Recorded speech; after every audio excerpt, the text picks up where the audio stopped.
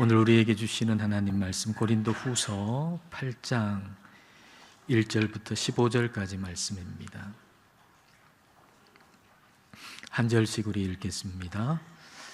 형제들아, 하나님께서 마게도냐 교회들에게 주신 은혜를 우리가 너희에게 알리노니, 환난의 많은 시련 가운데서 그들의 넘치는 기쁨과 극심한 가난이 그들의 풍성한 연보를 넘치도록 하게 하였느니라. 내가 증언하노니 그들이 힘대로 할 뿐 아니라 힘에 지나도록 자원하여 이 은혜와 성도 섬기는 일에 참여함에 대하여 우리에게 간절히 구하니, 우리가 바라던 것뿐 아니라 그들이 먼저 자신을 주께 드리고 또 하나님의 뜻을 따라 우리에게 주었도다.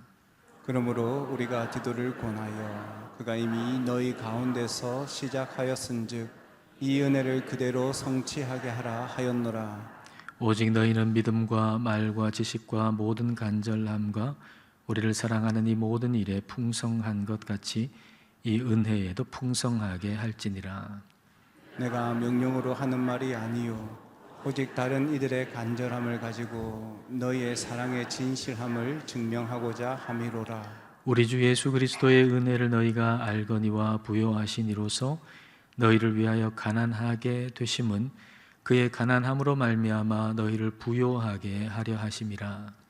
이 일에 관하여 나의 뜻을 알리노니 이 일은 너희에게 유익함이라. 너희가 1년 전에 행하기를 먼저 시작할 뿐 아니라 원하기도 하였은즉 이제는 하던 일을 성취할지니 마음에 원하던 것과 같이 완성하되 있는 대로 하라.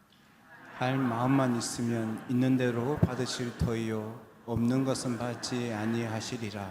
이는 다른 사람들은 평안하게 하고 너희는 곤고하게 하려는 것이 아니요 균등하게 하려 함이니, 이제 너희의 넉넉한 것으로 그들의 부족한 것을 보충함은 후에 그들의 넉넉한 것으로 너희의 부족한 것을 보충하여 균등하게 하려 함이라. 함께 읽겠습니다. 기록된 것과 같이 많이 거둔 자도 남지 아니하였고 적게 거둔 자도 모자라지 아니하였느니라. 아멘. 짓다가 만 건물을 보신 적이 있을 겁니다. 짓다가 그게 멈춰져서 방치된 채 오랫동안 있는 건물, 그 건물을 위해서 애써서 설계도를 아마 그렸을 겁니다. 그러나 그 설계도는 그냥 설계도대로 그냥 끝나버린 것이죠. 우리의 삶에도 그런 것이 없을까요? 좋은 계획이 생각이 났습니다. 좋은 계획을 세웠습니다. 저 성도를 보니까 참 어려워요. 근데 그의 필요를 채워줄 방법을 찾게 됐습니다. 그래서 이렇게 도와야 되겠다. 참 좋은 계획이죠. 근데 그 좋은 계획이 좋은 계획으로만 끝나버리는 것이죠. 성경 야고보서는 우리에게 이렇게 말씀하세요. 야고보서 4장 17절 말씀 같이 읽겠습니다. 그러므로 사람이 선을 행할 줄 알고도 행하지 아니하면 죄니라. 그러므로라고 하는 말은 앞에 이야기한 것에 대한 결론으로서 말하는 내용이죠. 그러니까 이 말씀 앞에 이런 내용이 나옵니다. 어떤 사람이 이렇게 말한다는 것입니다. 내가 오늘이나 내일 어떤 도시에 가서 장사를 해서 사업을 해서 돈을 많이 벌겠다라고 얘기한다는 겁니다. 아니, 내일이 보장된 사람이 어디 있냐는 거예요. 1년 후가 보장된 사람이 어디 있느냐는 거예요. 내일이 보장된 사람 없어요. 1년 후가 보장된 사람이 없어요. 모든 것은 하나님 손에 달려 있다는 겁니다. 그러므로 내가 오늘 내일 1년 동안 뭘 해가지고 이렇게 얘기할 게 아니라 하나님이 허락하시면, 하나님의 뜻이면, 하나님이 원하시면 나를 살게 할 것이고 이런 일도 하고 저런 일도 할 것이다 라고 말해야 한다는 거죠. 그렇게 말씀하고 나신 다음에 그러므로 선을 행할 줄 알고도 행하지 아니하면 죄다, 그렇게 말씀하시는 겁니다. 즉 내일도 모르는 유한한 인생이, 그렇잖아요. 우리의 인생이 내일을 어떻게 알아요? 내일도 모르는 유한한 인생이 어떤 좋은 선한 일을 할 계획을 마음속에 가졌다면, 그런 계획을 하나님이 주셨다면 이 일 끝내고 하지 뭐, 저 일 끝내고 하지 뭐, 돈 더 많이 번 다음에 하지 뭐, 내년에 하지 뭐, 그렇게 얘기하지 말고 즉시 그 선한 계획을 실행하는 것, 그게 하나님의 뜻이다라는 말씀입니다. 우리 인생에 주어진 오늘, 저 먼 훗날 어느 날이 아니라 그건 보장되어 있지 않아요. 그러므로 오늘 우리에게 주어진 인생 가운데 하나님의 뜻대로 살아가라는 것이죠. 하나님께서 우리에게 선한 계획을 품게 하셨다면 그걸 행하는 것, 그게 하나님의 뜻이라는 거예요.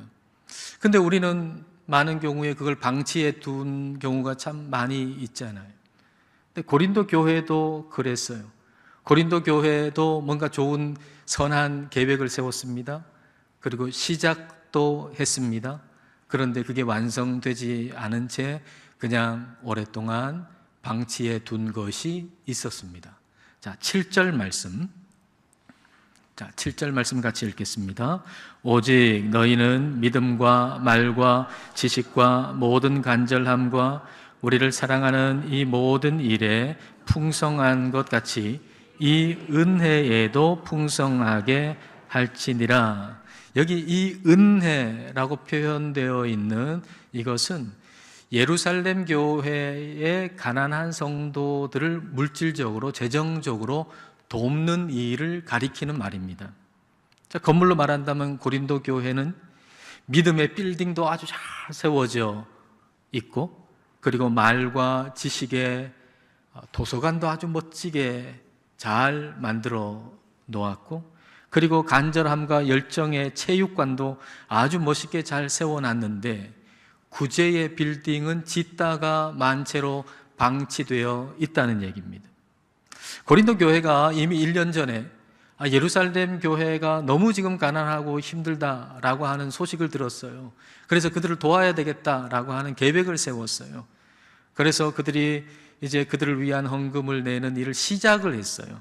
그런데 시작을 했는데 그 일을 마무리하지 못하고 완성하지 못하고 그냥 그대로 둔 상태로 도중에 중단되어 버린 거죠. 이건 선한 일을 행할 줄 알고도 행하지 않는 죄에 해당하는 것입니다. 그래서 성령님이 바울을 통해서 이 일을 다시 시작하고 그리고 완성하고 성취하라고 지금 말씀해 주시는 겁니다. 자, 10절과 11절입니다. 이 일에 관하여 나의 뜻을 알리노니 이 일은 너희에게 유익함이라. 선한 일 하는 거, 그거는 그 사람, 도움을 받는 사람에게만 유익한 게 아니고 그 도움을 주는 사람도 유익하다는 얘기죠. 너희가 1년 전에 행하기를 먼저 시작할 뿐 아니라 원하기도 하였은즉 이제는 하던 일을 성취할지니 마음에 원하던 것과 같이 완성하되 있는 대로 하라. 자, 6절을 같이 읽을까요? 그러므로 우리가 디도를 권하여 그가 이미 너희 가운데서 시작하였은즉 이 은혜를 그대로 성취하게 하라 하였노라. 바울은 고린도 교회가 예루살렘 교회를 도우려고 하는 그 선한 계획, 그 자체가 하나님의 은혜라고 얘기하는 거예요. 그게 은혜다.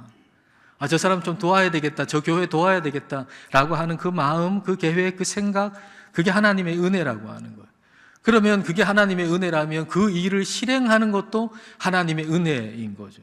그러니까 하나님의 은혜를 온전하게 누리려면 그 선한 계획을 실천하고 이루고 성취하라 라고 하는 말씀입니다. 그렇게 하기 위해서 성령님은 바울을 통해서 고린도 교회를 영적으로 자극하시는 거예요. 영적인 자극을 주셔가지고 고린도 교회가 시들은 채로 남아있지 아니하고 계속 신선하게 되도록 만드시는 것이죠.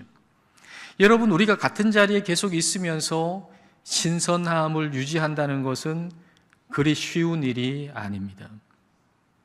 우리의 영적 여정이라고 하는 것이 어떤 대단한 변화가, 외적인 변화가 있을 때도 있지만, 그러나 대부분은 우리가 같은 장소에서 같은 일을 지속적으로 하잖아요. 그렇죠? 우리 영적 여정이라고 하는 것이 뭐 다이나믹하게 뭐가 변화가 일어나고 그러면 그것 때문에 우리가 신선해질 수 있겠지만, 근데 우리의 영적 여정이라고 하는 게 대부분은 같은 장소에서 같은 일을 하거든요. 오랫동안. 그러므로 우리가 영적인 신선함을 유지하기 위해서 반드시 영적 자극을 매일매일 받아야 합니다. 그래서 하나님께서는 다양한 방법으로 우리를 영적으로 자극하시죠. 사실 오늘 우리가 모여 있을 때 하나님은 우리에게 영적인 자극을 지금도 주고 계세요. 말씀을 통해서, 기도를 통해서, 또 찬양을 통해서 하나님은 우리에게 영적인 자극을 주세요. 그뿐만 아니라 우리 서로를 통해서 영적인 자극을 주고받게 하시는 것이죠.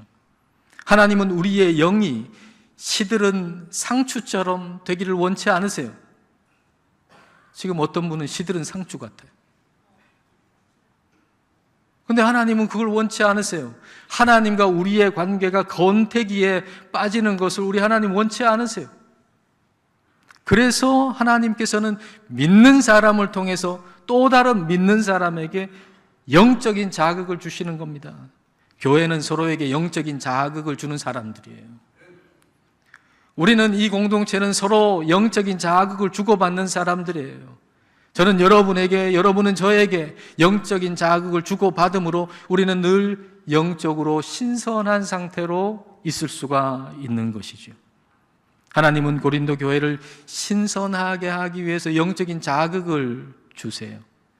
고린도 교회에게 영적인 자극을 주시기 위해서 고린도 교회로부터 북쪽으로 한 500km 떨어져 있는 그 지방을 마게도냐 지방이라고 불렀는데, 그 마게도냐 지방에 있는 교회를 하나님은 사용하십니다. 자, 1절과 2절 말씀, 자, 함께 읽겠습니다. 형제들아, 하나님께서 마게도냐 교회들에게 주신 은혜를 우리가 너희에게 알리노니, 환난의 많은 시련 가운데서 그들의 넘치는 기쁨과 극심한 가난이 그들의 풍성한 연보를 넘치도록 하게 하였느니라. 하나님께서 마게도냐에게 주신 은혜를 고린도 교회한테 얘기하는 거죠. 그러니까 하나님께서 마게도냐 교회에게 주신 은혜를 이야기함으로써 고린도 교회를, 또 오늘 저와 여러분을 영적으로 자극하시는 거예요. 그 영적인 자극으로 은혜에 대해서 눈뜨게 하시는 겁니다. 하나님은 그 영적인 자극으로 오늘 저와 여러분에게 은혜에 대해서 눈뜨게 하세요. 하나님 은혜가 뭔가요? 하나님의 은혜라고 하는 것은 받을 자격이 없는 자에게 거저 주시는 하나님의 호의, 그게 하나님의 은혜잖아요. 그래서 우리는 은혜라고 생각하면은 주는 것이 아니고 받는 것만 생각해요. 어떤 힘든 상황이 아니라 거기서 빠져나와서 좋은 상황에 있는 것만 은혜라고 생각하곤 하지요. 근데 하나님께서 마게도냐 교회에게 베푸신 은혜는 어떤 은혜인가요? 환난으로 인해서 많은 시련을 겪고 있는데 그 가운데 기쁜 것, 그게 하나님의 은혜라고 말씀하고 계세요. 지금 환난을 당하고 있어요. 시련을 많이 겪고 있어요. 그럼에도 불구하고 그 안에서 내 마음이 계속 기뻐요. 그게 하나님의 은혜라고 말씀하고 계시지요. 그리고 그 환난 가운데 내가 극심한 가난에 빠졌어요. 경제적으로 너무 어렵게 됐어요.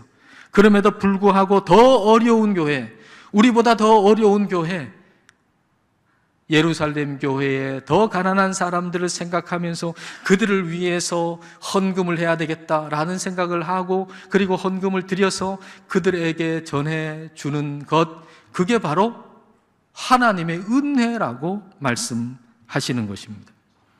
이 은혜는 사실 우리가 그동안 무시해왔던 은혜입니다. 우리에게서 무시되었던 은혜인 거죠. 우리는 이런 은혜를 구하지 않았어요. 우리는 극심한 어려움 가운데서 기뻐하게 해달라고 기도하지 않았어요. 우리는 단지 시련이 없게 해달라고 기도했을 뿐이에요. 우리는 극심한 가난 속에서 더 어려운 사람을 도울 수 있게 해달라고 기도하지 않았어요. 우리는 부유하게 해달라고 기도했을 뿐이죠. 우리는 성경이 오늘 우리에게 말씀하시는 이 은혜를 무시해 왔습니다. 그러나 성령님은 오늘 우리를 자극하세요. 그리고 우리에게 은혜가 뭔지 그 생각을, 너희의 생각을 좀 넓히라고 우리에게 말씀하고 계십니다.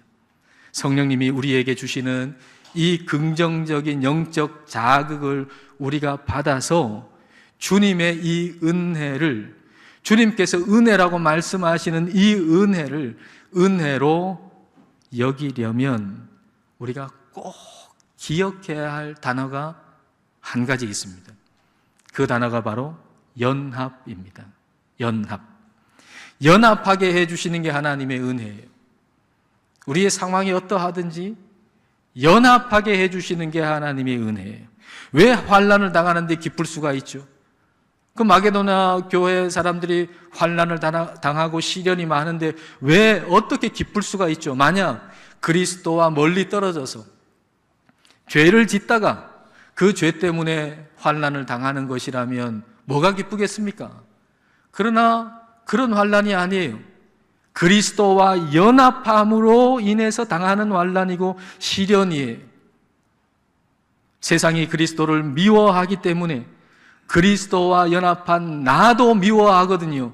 그래서 내가 미움을 받으면서도 나는 그리스도와 함께 연합되어 있음으로 말미암아서 기뻐할 수 있는 겁니다. 이게 하나님의 은혜라는 거죠. 하나님과 연합되어 있는 것, 그 연합의 기쁨을 누리는 것, 이게 하나님의 은혜라는 것입니다. 그러면 그런 환난으로 인해서 너무나도 가난해졌는데 나보다 더 가난하고 힘든 사람들을 생각하면서 헌금을 드리는 것은 그건 왜 또 하나님의 은혜죠? 지금 가난하게 됐잖아요. 가난하게 된 것 자체가 하나님의 은혜가 아니라고 생각해야 되는데 그게 아니고 극심한 가난이 있으면서도 나보다 더 어려운 성도를 위해서 헌금하려는 마음을 가지고 그들에게 그 헌금을 보내는 것, 그걸 하나님의 은혜라고 말씀해 주고 계시는 겁니다. 이것도 연합으로 인한 거죠. 연합. 마게도냐 교회가 됐든지 고린도 교회가 됐든지 예루살렘 교회가 됐든지 교회는 다 그리스도 안에서 한 몸이잖아요. 교회는 그리스도가 머리이신 한 몸이잖아요. 그래서 그리스도와 연합한 사람은 교회를 한 몸으로 인식하는 거예요. 그게 은혜예요. 하나님의 은혜. 여러분 마음속에 그래 교회는 그리스도 안에서 그리스도를 머리로 하는 한 몸이야, 이렇게 여러분 생각하고 계시다면 그게 하나님의 은혜를 받은 것입니다. 교회를 한 몸으로 인식하면서 낮은 곳으로 내 마음이 흘러가고 낮은 곳으로 내 물질이, 재정이 흘러가게 하는 것, 그게 바로 하나님이 주시는 은혜라는 것입니다. 여러분 몸의 중심은 어디죠? 여러분의 몸의 중심은 어딘가요? 배꼽인가요? 몸의 중심은 아픈 곳입니다. 우리 몸의 중심은 아픈 곳입니다. 눈이 아파봐요. 평소에는 눈이 있는지도 몰라요. 눈이 있다는 것도 인식하지 못하고 살아요. 근데 눈이 아파봐요. 그러면 발이 평소에는 움직이는 거 별로 안 좋아해요. 한여름에는 나가는 것도 별로 싫어해요. 에어컨 안에서 그냥 있고 싶어해요. 근데 그 발이 걸어서 병원으로 가잖아요. 그리고 입은 뭘 얘기하죠? 눈이 아프다고 얘기해 주잖아요. 그리고 손은 안약을 넣잖아요. 아픈 곳에 온 몸이 다 집중하는 겁니다. 48도 좀 아파요. 근데 그 팔이 내 코가 석자라고, 제일 아픈 건 눈인데 팔도 조금 아프다고 내 코가 석자라고 아무 일도 안 하는 게 아니고 그 아픈 팔을 이렇게 움직여가지고 눈을 위해서 돕잖아요. 여기에 재고 따지는 게 어디 있어요? 재고 따지는 게 어디 있냔 말이에요. 한 몸일 때는 재고 따지는 게 없어요. 그냥 단순한 거예요. 눈이 아프니까 다른 지체들이 그 눈이 회복되도록 하기 위해서 온 힘을 다해가지고 눈이 회복되도록 돕는 것이죠. 2절 말씀에 풍성한 연보가 넘치도록 했다 그랬는데 이 풍성한 연보라고 번역되어 있는 헬라어 단어가 아플로테스라고 하는 단어입니다. 근데 이 단어의 원래의 뜻은 한 가지 또는 단순함이라는 의미입니다. 이 단어의 의미는 이렇게 펼쳐져 있는 천을 얘기하는 거예요. 접혀지지 않은.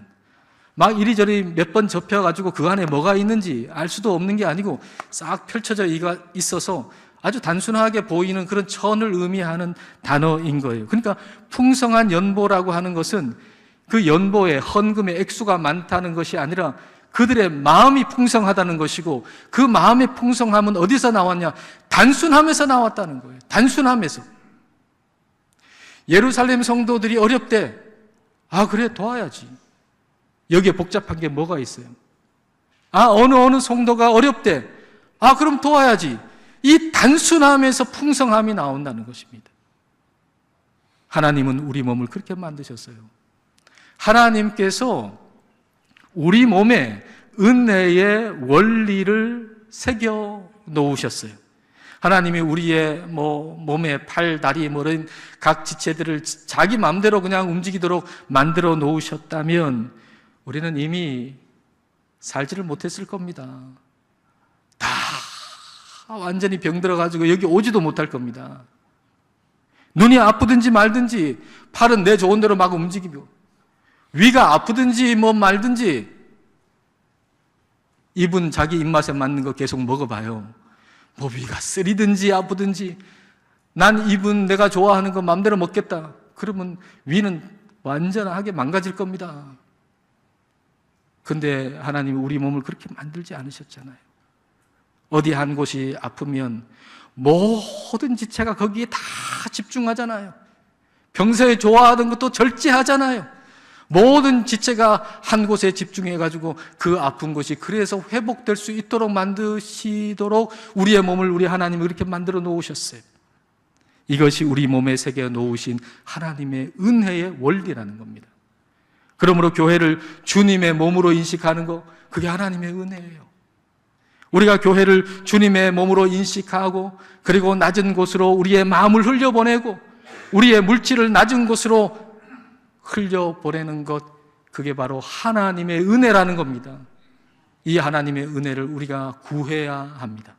자, 3절부터 5절까지 함께 읽겠습니다. 내가 증언하노니 그들이 힘대로 할 뿐 아니라 힘에 지나도록 자원하여 이 은혜와 성도 섬기는 일에 참여함에 대하여 우리에게 간절히 구하니, 우리가 바라던 것뿐 아니라 그들이 먼저 자신을 주께 드리고 또 하나님의 뜻을 따라 우리에게 주었도다. 마게도냐 교회가 예루살렘 교회 섬기는 일에 참여하는 게 하나님의 은혜라고 하는 걸 알고 그 섬기는 일에 참여하게 해달라고 간절하게 간구했다는 겁니다.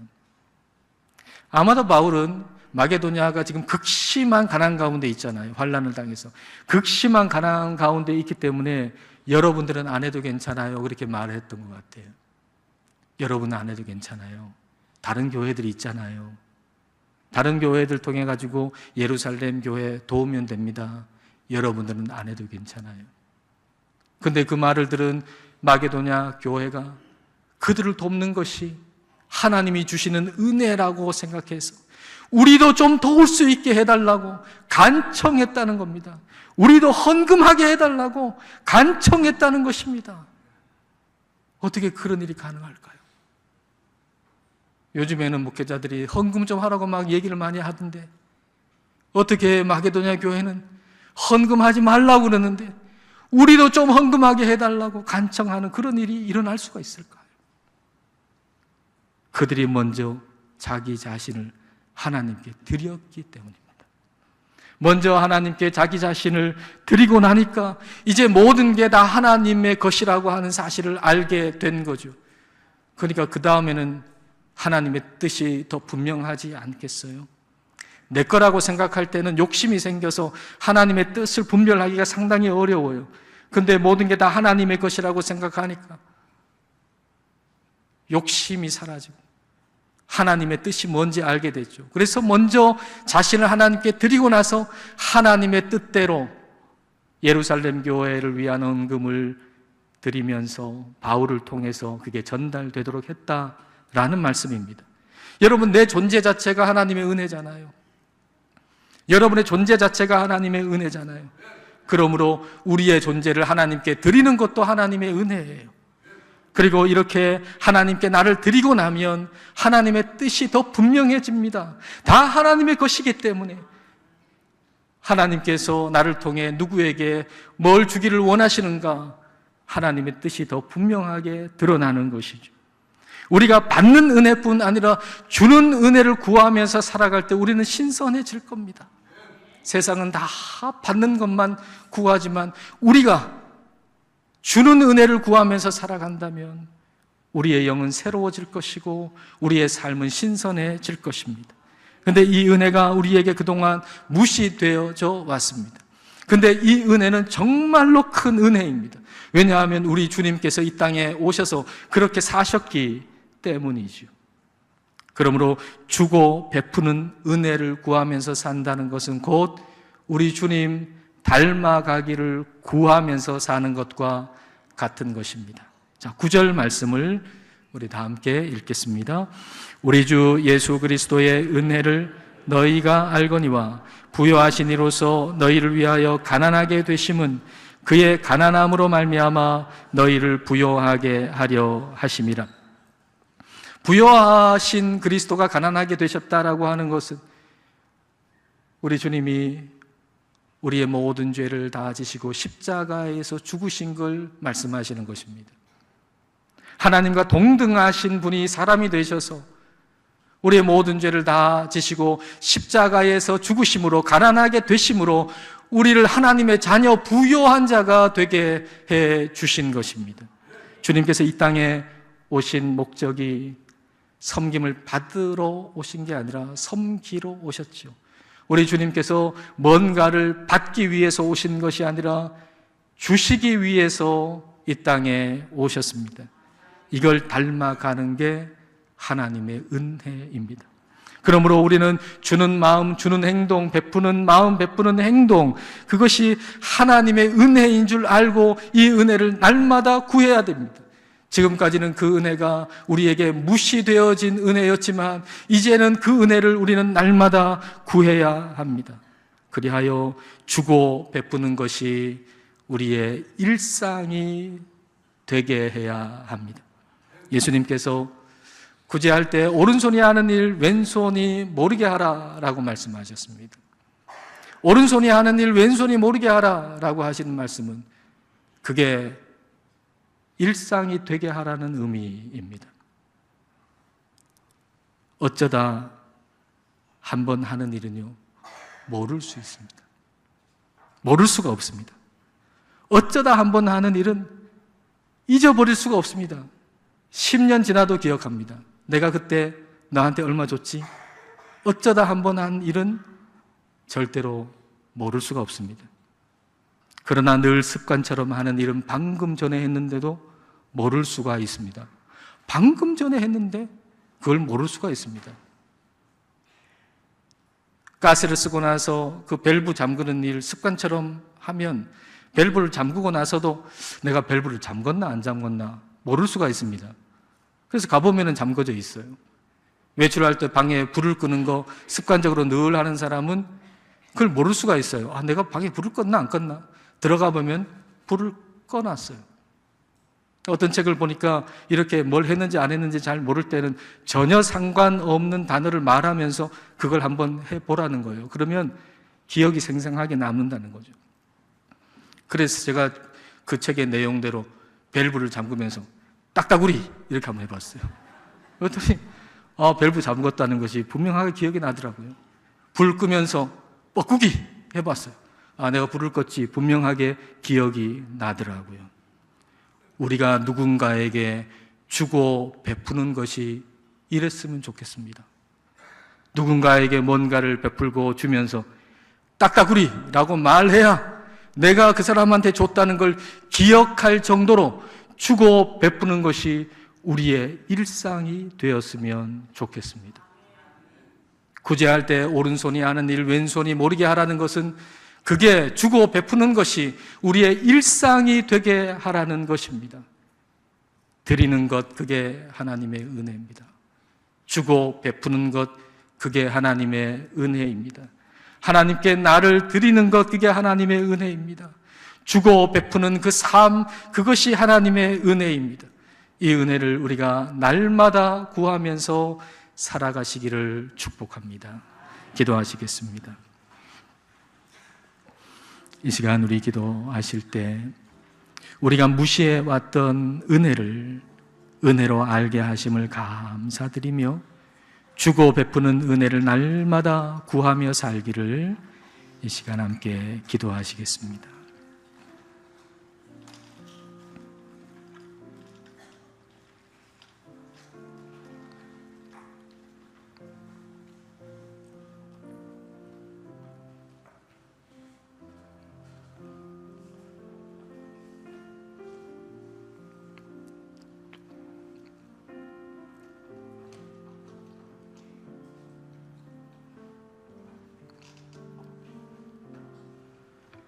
주님, 부요하신 주님께서 가난하게 되심으로 우리를 부요하게 하심을 감사드립니다. 이 땅에 받기 위해서가 아니라 주기 위해서 오신 주님을 기억하고 날마다 주고 베푸는 은혜를 구하며 살게 하옵소서. 성령님, 교회가 그리스도의 몸임을 기억하고 낮은 곳으로 우리의 마음이 흘러가고 물질이 흘러가게 하옵소서. 우리가 서로 만날 때마다 그리스도 안에서 서로 영적인 자극을 주고받아 늘 신선한 영적 삶을 살아가게 하옵소서. 예수님 이름으로 기도드립니다. 아멘.